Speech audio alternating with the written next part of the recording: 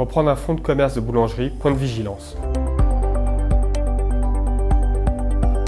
L'activité de boulanger requiert l'utilisation de gros matériel, four, pétrin, armoire de fermentation, façonneuse. En cas de cession, le boulanger doit porter une attention particulière à leur état de fonctionnement.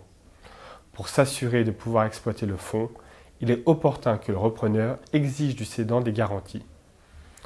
Comme nous avons déjà eu l'occasion de le rappeler, l'appellation de boulanger doit être justifiée par des qualifications. Il s'agit du préalable indispensable à la création d'une boulangerie ou à la reprise d'un fonds de commerce de boulangerie déjà existant. Pour mener à bien son projet, comme d'ailleurs pour toute activité, le choix de l'emplacement est essentiel. Le boulanger est un entrepreneur et la qualité de l'environnement commercial dans lequel exerce son activité est déterminante. Ce dernier ne peut toutefois se satisfaire de ses prérequis. Le boulanger doit également s'assurer de la consistance du fonds de commerce, lequel peut être défini comme l'ensemble d'éléments corporels et incorporels affectés à l'exploitation d'une activité commerciale ou industrielle.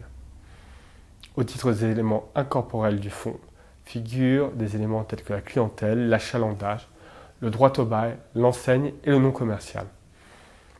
Il ne faut pas oublier que le fonds comprend également des éléments corporels tels que le mobilier, le matériel et l'outillage servant à l'exploitation du fonds. En matière de boulangerie, le matériel et l'outillage doivent constituer pour l'acquéreur un point de vigilance. Leur bon fonctionnement est essentiel pour l'exploitation du fonds. En vue de la cession, le vendeur du fonds de commerce doit, au titre de son obligation d'information, permettre au candidat et à son avocat d'analyser les différents contrats, licences et agréments attachés au fonds de commerce. Ainsi, au stade de la promesse, classiquement, plusieurs éléments devront être étudiés, notamment les contrats de travail qui seront automatiquement repris, le bail qui prévoit les conditions d'exploitation des locaux, des conditions suspensives relatives à ces différentes questions ainsi qu'à l'obtention d'un financement peuvent être prévues. Toutefois, en sus des conditions suspensives habituelles, il convient d'exiger la réalisation d'un audit technique portant sur l'installation électrique, les installations de gaz. Cet audit peut être confié à un bureau de contrôle, organisme agréé ou de type APAV ou Socotec. De la même façon, un rapport doit être obtenu sur l'état de fonctionnement du gros matériel et du matériel froid. Il est préférable de confier cette mission à des sociétés spécialisées en matière de boulangerie. Ces rapports sont déterminants au regard de l'obligation pesant sur le cédant de délivrance du fonds, en ses éléments corporels et incorporels à l'acquéreur.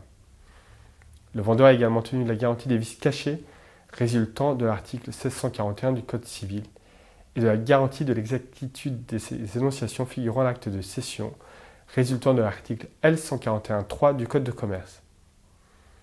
Il est de l'intérêt de l'acquéreur du fonds de commerce de boulangerie que les travaux préconisés dans les rapports soient réalisés avant la prise de possession.